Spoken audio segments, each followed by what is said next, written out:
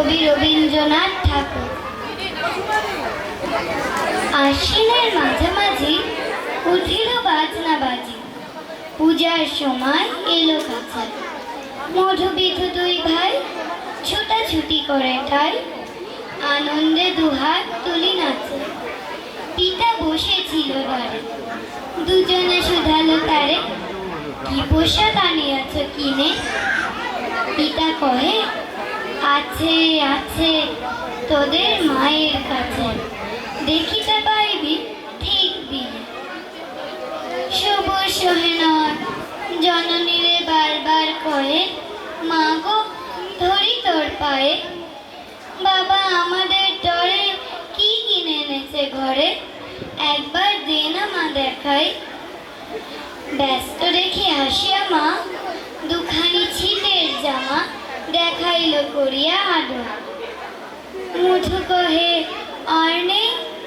মা কহিল, আছে এ এক জোড়া ধুতি ও চাদর।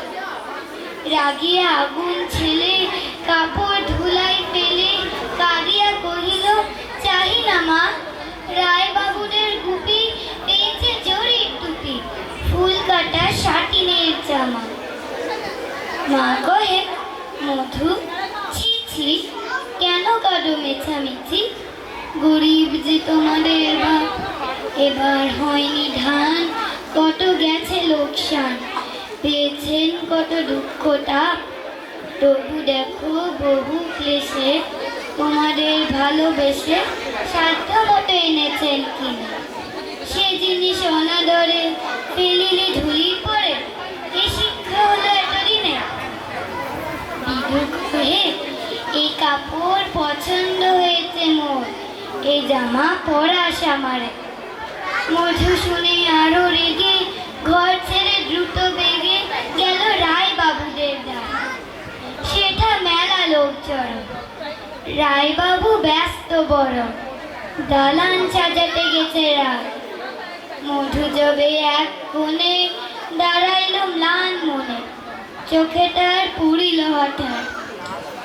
কাছে ডাকি স্নেহ ভরে কহেন করুণ স্বরে, তারে দুই বাহুতে বাঁধিয়া, কিরে মধু হয়েছে কি, তোরে যে শুকনো দেখি।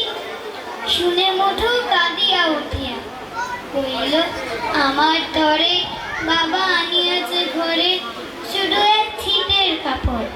শুনি রায় মহাশয় হাসিয়া মধুরে কয়, সেজন্য ভাবনা কি বাটর।